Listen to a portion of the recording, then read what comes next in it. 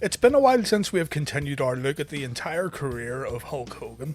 Our last video on the Hulkster covered the Ultimate Challenge at WrestleMania VI. Hogan dropped the WWF Championship to the Ultimate Warrior in what felt like a passing of the torch. Interesting times were ahead for the WWF. The company was trying to move forward with a new and more contemporary superstar at the forefront, and Hulk Hogan was again going to spend a long time without the WWF Championship. Let's take a look then at Hulk Hogan's journey to WrestleMania VII and his quest to once again become WWF Champion. We will, of course, also talk about Sergeant Slaughter and his change of character as this video progresses. While the Ultimate Warrior would go on to defend the WWF Championship against a series of different opponents, Hogan would find himself feuding with Earthquake soon after WrestleMania VI. John Tenta had debuted in the WWF towards the end of 1989, and by WrestleMania VI, he had been booked as an unstoppable monster heel who would dominate his opponents with his sit-down splash. In May of 1990, Earthquake would target Hulk Hogan, and the Hogan vs. Earthquake feud kicked off on a Brother Love segment that aired on the WWF Superstars of Wrestling show. It became a classic segment, one of those moments that young Hulkamaniacs at the time will remember well to this day. While distracted by Jimmy Hart, Earthquake hit Hogan with a steel chair from behind, and then Earthquake repeatedly hit Hogan with his sit-down splash, resulting in the Hulkster's ribs getting crushed before our very eyes. Hogan got destroyed by Earthquake, and due to his injuries and the loss of the WWF Championship in storyline, Hulk Hogan considered retirement, trying to pull at the heartstrings of the little Hulksters across the world. The WWF aired Hulk Hogan tribute videos to try to further cement that this was all real. We may never see Hulk Hogan again on TV, and if you want an idea of how effective this all was, have a look at the tribute video on YouTube and look at the comments from the little Hulkamaniacs who are now all grown up. Fans were even urged to send letters to Hulk Hogan asking the real American to come back. Hogan stayed away from the ring and away from TV for around 4 months, taking a break from wrestling to further his acting career, something that Vince McMahon felt Hogan wanted to do on the side while remaining a loyal WWF superstar. After the Earthquake attack in May, the plan going forward would consist of a string of Hogan vs. Earthquake matches where fans across America could see Hogan get his revenge, and in many ways this feud overshadowed what was going on with the Ultimate Warrior and the WWF Championship. Many people will say that Warrior didn't cut it as WWF Champion and he wasn't on the same level as Hulk when it came to generating interest in title matches, but the fact of the matter is that the WWF were still aggressively booking Hogan in storylines that resonated more with young fans. It wasn't really the Warrior's fault. Had the WWF took the same time to build Warriors programs and feuds, there wouldn't have been a problem. The WWF banked on Hulk Hogan a terrible lot during this era, something that would cost the promotion dearly as the years progressed. On the July 28th, 1990 episode of Saturday Night's Main Event, Hulk Hogan came back and the Hulkster announced he was coming after Earthquake, laying out a challenge for SummerSlam 1990. When Earthquake and Dino Bravo came to the ring, Tugboat ran in to even the odds. Tugboat was scheduled to be in Hogan's corner during the SummerSlam match, but Earthquake and Bravo were able to take Tugboat out before the pay-per-view. The Big Boss Man would stand in for Tugboat. And yeah, we have the return of Hulk Hogan at SummerSlam. Those letters that fans wrote obviously worked, and the outpouring of support had made Hogan see the light and it was time for a little revenge. Hogan vs. Earthquake would take place before the Ultimate Warrior's title defense against ravishing Rick Rude. The Hogan match predictably ended in a victory for the Hulkster after Hogan body slammed Earthquake on a table. Earthquake then got counted out. In the SummerSlam main event, the Ultimate Warrior successfully defended the WWF title in a steel cage.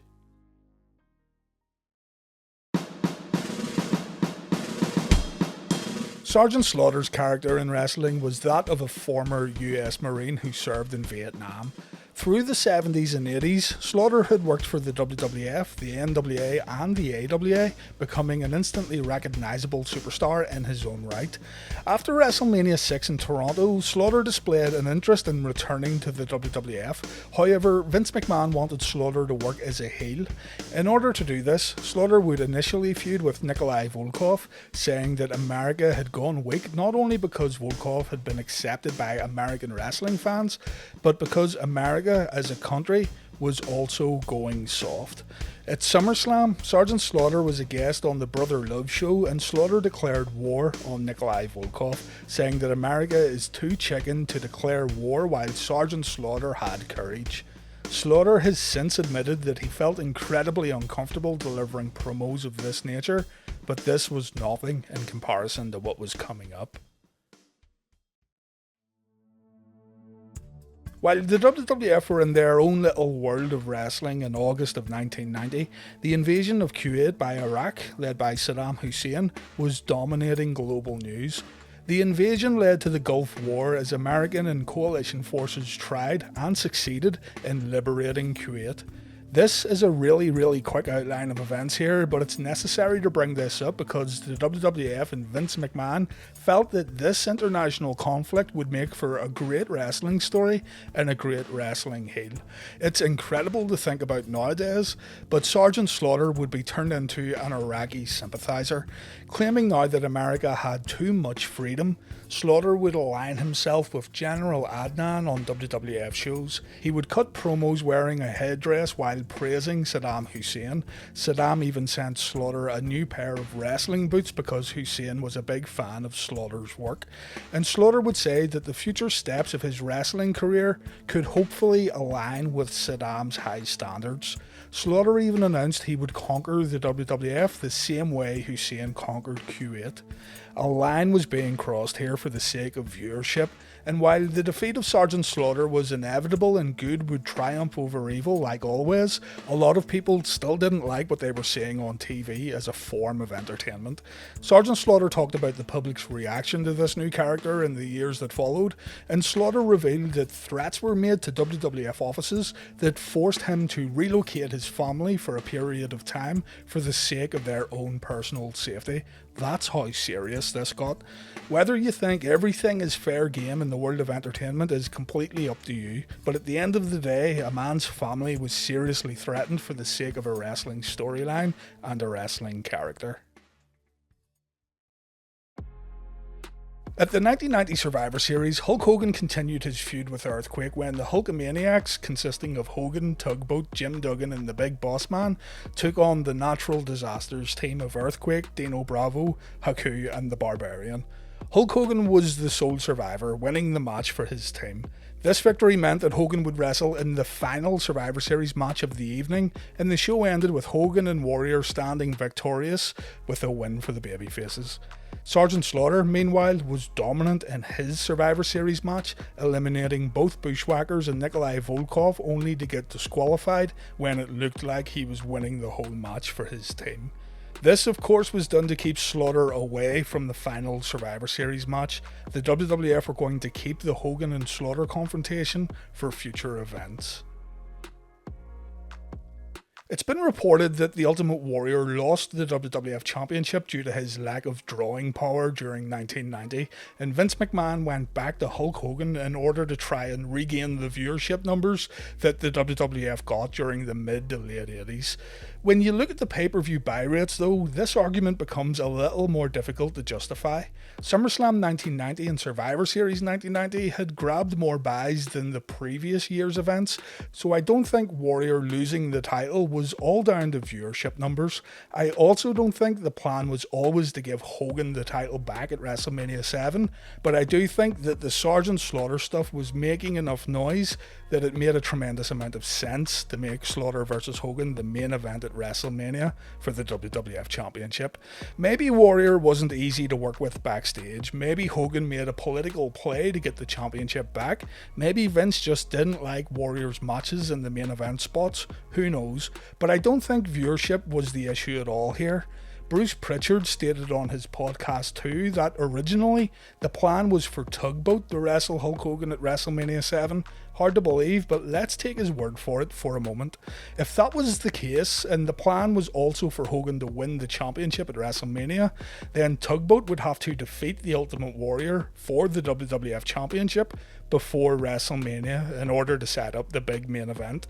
That to me is just difficult to imagine, and so my theory, and it's just a theory, is that the Sergeant Slaughter storyline caught so much media attention and so much external buzz that Vince McMahon felt that the obvious thing to do was to make it a WWF title match at WrestleMania. He wanted to, originally, attract a record number of fans to the WWF's biggest show of the year, and in order to do that, it made sense to present the downfall of Sergeant Slaughter as the main event of the evening, with the WWF title up for grabs. The choice McMahon had to make here was all about who would close out WrestleMania in the last spot of the night, who would headline the show, and Vince decided that Hulk Hogan winning the belt would be more attractive than the Ultimate Warrior successfully defending it. As previously mentioned though, don't ever count out the possibility of Hogan making a political play to get the strap either. At the 1991 Royal Rumble, the road to WrestleMania kicked off with Sergeant Slaughter defeating the Ultimate Warrior for the WWF Championship with a tremendous amount of help from Macho Man Randy Savage. Warrior had refused to give Savage a title shot before the Royal Rumble, and so the Macho Man was getting a little revenge here. Due to the interference, Savage and Warrior would meet at WrestleMania VII, and it can be easily argued that they had the best match of the night, made even more special due to the retirement stipulation that was added to the showdown, and Randy Savage reuniting with Miss Elizabeth after the final bell. To me, this would have been an excellent way to end WrestleMania VII, along with the WWF Championship being on the line, but it is what it is. Slaughter won the gold at the Royal Rumble, and the Royal Rumble match itself came down to Earthquake and Hulk Hogan in the final moments. The Hulkster, of course, won the Royal Rumble. Hogan was interviewed backstage by Mean Gene Okerlund, and during the interview, Mean Gene got word that Sergeant Slaughter was celebrating his title win by defacing the American flag. Hogan took exception to this, saying he would remove the WWF Championship from Slaughter as soon as possible. Shortly afterwards, Hogan was named the #1 contender for the WWF title, and Hogan vs Slaughter was penciled in for the main event of WrestleMania VII. WrestleMania VII was originally going to be held in the Los Angeles Coliseum, a venue that could seat more people than the Pontiac Silverdome. The Super Bowl in 1991 took place at the Tampa Stadium in Florida, and security was a major concern during the event. Consider the whole Sergeant Slaughter character and what had gone down on WWF shows, and security also became a big concern for WrestleMania, apparently. The WWF would have to pay a huge bill if it were to effectively ensure the safety of talent and wrestlers, and it would have carried an extremely high price tag. Along with these concerns, ticket sales had been incredibly slow for Mania 7. That dream of selling out a stadium seemed more like a joke, and ultimately the decision was made to move WrestleMania into an indoor venue, the LA Memorial Sports Arena.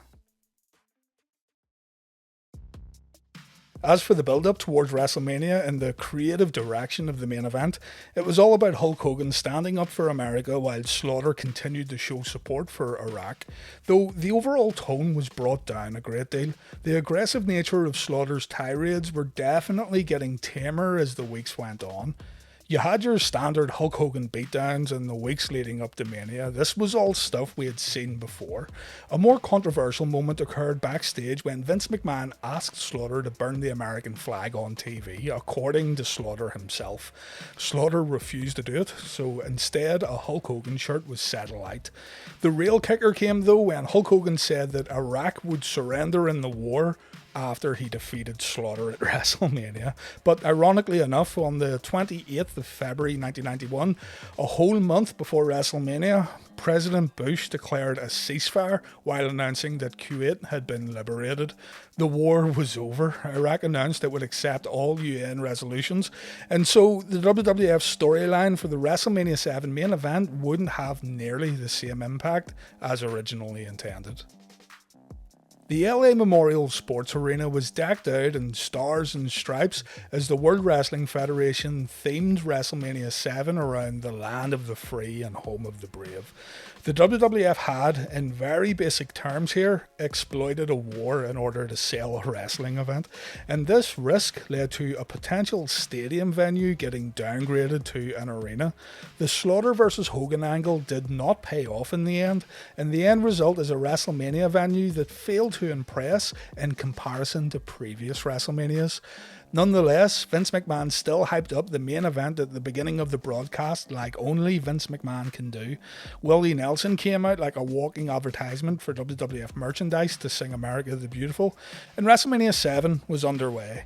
Slaughter and Hogan cut promos before their main event match. Slaughter talked about how he was the WWF champion, so Hulk Hogan would have to play by his rules. Absolutely no mention of the war here, by the way. And Hulk Hogan, well, the Hulkster calls himself New Technology, saying that this is the Hulk Hogan of 1991 and he and the Hulkamaniacs have secret weapons to take down Sergeant Slaughter. The men make their way to the ring. Hogan waves Old Glory, and it can't be denied that Hogan was still immensely popular at this point. The match is all about Hogan overcoming the cheating tactics of Sergeant Slaughter and General Adnan at ringside. Hogan is very much in the driver's seat for the first portion of the match. However, Slaughter turns things around when the Hulkster goes to the top rope, leading to Hulk taking the Ric Flair bump. With Slaughter in control, Hogan takes an absolute beating in the ring. The Hulkster gets hit with a steel chair and he gets choked out with cables on the outside of the ring. Strangely, Earl Hebner doesn't call for the bell and the match continues. Hogan gets hit on the head with the steel chair, leading to the Hulkster getting colour. And this gives us a classic visual when Slaughter applies the camel clutch. Hogan won't surrender, so Slaughter tries to pin Hogan with the Iraq flag, but Hogan kicks out and rips the flag up. Hogan then hulks up, big boot, leg drop, and we have a new WWF champion. This match gets destroyed by fans online, and I don't understand why. I know it's predictable, and I know Slaughter certainly isn't Andre the Giant or Randy Savage. The match isn't a pretty showcase of athletic ability, but in saying that, I still think it's a fun main event. The audience went nuts for Hulk Hogan. There was a great atmosphere in the arena, and Slaughter was vicious during this showdown. I feel the whole Slaughter storyline and character overshadows WrestleMania VII here, and I also think people skip past this WrestleMania because on paper Sergeant Slaughter versus Hulk Hogan doesn't have the same appeal as maybe Hogan versus Savage or Hogan versus Warrior. If you haven't seen it, give it a chance, and if you haven't seen it in a long time like myself, give it another go. The audience helps create an exciting atmosphere for this one, and as predictable as a Hulk Hogan WrestleMania victory is, at least this one played out in a very different way in comparison to previous WrestleManias. WrestleMania VII then closes with another feel-good moment. America has risen to the top once again, and Slaughter would need to regroup. After Mania, Colonel Mustafa, who we all know as the lovable Iron Sheik, would join forces with Sergeant Slaughter, and Slaughter, Adnan and Mustafa would continue feuding with the Hulkster. The feud ended at SummerSlam 1991 when Hogan teamed up with the Ultimate Warrior, defeating Slaughter, Adnan and Mustafa in a handicap match. That'll do it for today's video. The next Hogan video will look at Hogan's journey towards WrestleMania VIII, along with his match with Sid Justice. As mentioned earlier, WrestleMania VII is kinda overshadowed by the controversy surrounding Sergeant Slaughter, and maybe it's justified too. The WWF weren't the only media outlet who exploited war for viewership gains, but at the same time, the WWF were, and still are, an easy target thanks to the whole scripted nature of the wrestling business. Did Vince McMahon learn his lesson? No, he didn't. Nothing is really off limits in terms of sensitive storylines within the WWE, and if Vince McMahon feels it will bring in a number, then nothing is off the table. The WWF felt WrestleMania VII could be a record-breaking show at one point, and because this didn't happen, and because of the overall reviews of the event, it's easy enough to see that the WWF would probably consider WrestleMania VII as a failure. The company would need to regroup. It's time to try something new, and a particular styling and profiling WCW superstar coming into the World Wrestling Federation could be the answer Vince McMahon needed.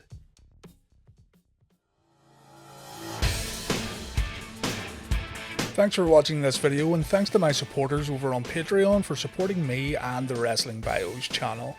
This week's Hall of Famers from Patreon are JV Harbin and Mr. Hero. Mr. Hero can be found streaming over on his Iron Mike V1 Twitch channel, where he's currently playing Destiny 2. Jump over and tell him Wrestling Bios sent you. Thanks to JV, Mr. Hero, and all the other guys and girls supporting over on Patreon.